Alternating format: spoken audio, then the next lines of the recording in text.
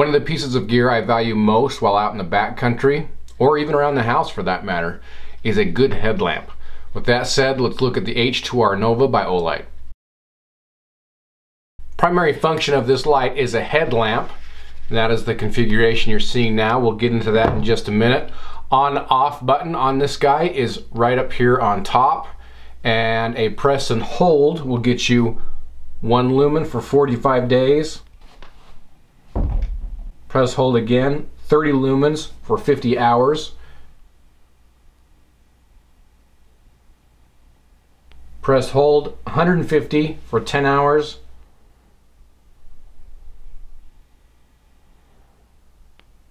Press hold, 600 lumens at 2.5 hours. And then if you double tap, that will put you at 2300 lumens for 1 hour and 10 minutes. This does not have a strobe on it, and if you hit triple times, that will put it in SOS mode. It does have a lockout function, so if you press and hold for 2 seconds, you see the light come on and it goes off. So now it's in lock mode. I can turn it on, but it's a momentary on. So if the top gets pushed, the light goes on and off. To unlock it, again, press and hold for about 2 seconds. You see it blink there, and now the light is on, off, on again. It does have a memory function, so for example, got the light on in that mode. If I turn it off and turn it back on, it goes on to the same mode. Aspect I like about that power button, it's very large, easy to find, either using it as an EC light or as a headlamp. You're not going to miss it. Battery inside this is an 18650 rechargeable battery, and I'm really starting to like these rechargeable batteries. One of the things though you've got to consider, if you're out in the backcountry, do you have a way to recharge it? And that's the way you got to think about these things. Or can you bring an 18650 battery with you as a replacement? Personally, I've got enough stuff to recharge it out in the backcountry that is just a fine option for me. That said though, what you're also going to have to bring out is this. It's a USB charger. It charges magnetically, or it attaches magnetically and charges to the bottom. I really like this system for home. It's a very convenient, easy way to charge there. So you can see when you got power, you've got a green light, and then if the flashlight needs to be recharged, dump it on there and your green light turns to red. Construction on this, you've got an IPX8 waterproof level, and you've got that magnetic bottom that I showed you. Again, this isn't as strong as some of the magnets on my Olights in the past.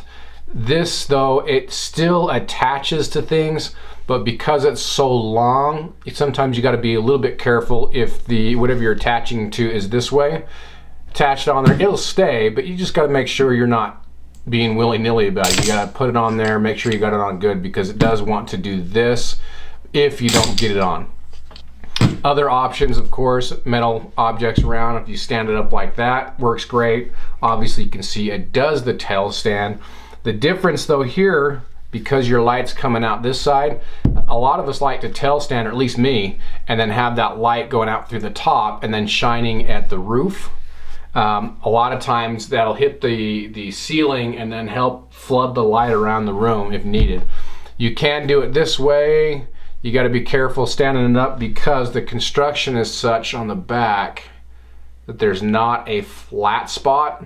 So sometimes if it's a harder, it's a hard surface, but it's kind of soft because of the laminate it has on it. It wants to roll. But what I find is the pocket clip, which is a double-sided pocket clip, is if you're cautious, you can help use that because it's somewhat flat on the back. Again, you just you can't just drop it on there and it's gonna go flat. But if you get it on right, be a little careful with it. Again, in this case, a harder surface works a little bit better. and if you get it lined up right in the back, it does work that way, so you can flood your light up. But depending on the angle of that, it does take a little bit of effort. This pocket clip works very well, and a lot of the things I've used it for, you got to get a little creative with a pocket clip, aside from just if you want to EDC this thing. But using this on a pack strap, so you're doing this, it shines out in front of you, works okay. I actually was out hiking and getting back to the truck late. I needed light. I actually put this on my bino harness, and that worked just fine. I actually had this part with me, but honestly I was just tired, I was lazy, it was buried in my pack. I'm like, I'm not gonna get it. I'm like, oh hey, let me try this, let me put it on my bino pack. It worked just fine. Now, in order to use it in that method, and you want to look at something to the side of you, obviously you're going to lose that control of turning your head and being able to see. You've actually got to turn your body. But it is a separate function that is quite nice that I found. That again, you'll have more mobility with this piece. One of the first things I thought of when I saw this is, well, that's pretty big, or it seems pretty big for a headlamp. Is it going to be comfortable? Yes, I found it to be comfortable. You do have, instead of just the strap here, you know, going around the circumference of your head, you also have one going on top. Another thing is, well, how well is it going to stay in here? So one thing I found, you can just leave the pocket clip on there and put it in. It will stretch over, but I find it a little bit cumbersome to do it that way, but it works. Personally, what I like to do is take that pocket clip off, and that works the best way. Another really cool feature that I like about this is this section is actually magnetic. You can kind of hear it when it goes in. So it'll hold the flashlight to help aid doing this. Now, it's not going to hold the flashlight and you walking around. That's not its intended purpose. Its intended purpose is just to get it some stability, hold it in there while you've got it on, and then you can just put that wrap around, which secures down like so. Now you've got a very stable and secured flashlight for a headlamp. I've used this in the past. This is the H1 Nova as opposed to the H2 Nova.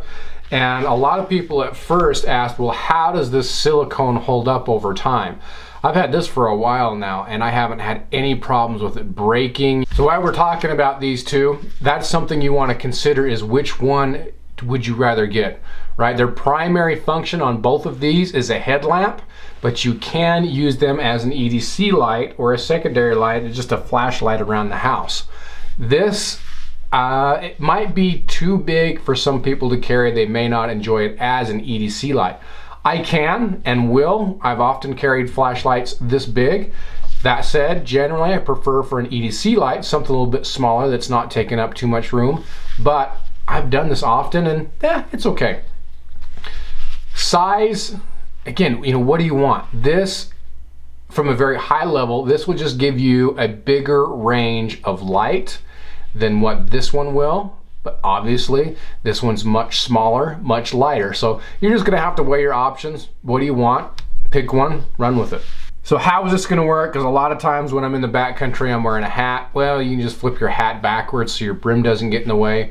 But I actually did wear it with the brim forward in this configuration, and I thought it worked just fine. You know, the brim did cause a little bit of shadow, but overall it wasn't bad. So even with your brim forward, I found this to work just fine. It's kind of two flashlights in one, headlamp and a flashlight, but its primary function is going to be that headlamp piece. That said, if you know, maybe this is the only light you want to buy, but you're thinking, man, I do want the headlamp, it'd be nice to have an extra light though, this will fit it. That said, I prefer other lights for EDC purposes, their main purpose, but this to me is just a bonus that it works as an EDC. Again, you gotta consider the size, something like that if it's too big. Let's go ahead and look at some of the construction of this piece. You see the light there. around and back. Part of me, I'd almost like to see this flattened a little bit, again, to help with that standing like this. Again, on hard surfaces, it'll want to roll a little bit more, but not a big deal there. See, it's got some little traction here on the sides. There's your tail cap on the bottom, of course, where it's charging.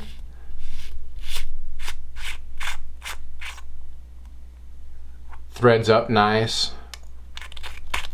So overall, great construction on this. There you have it. If you guys are interested in this, click the link in the description box and it'll take you to Olight's website where you can save 10% off this light.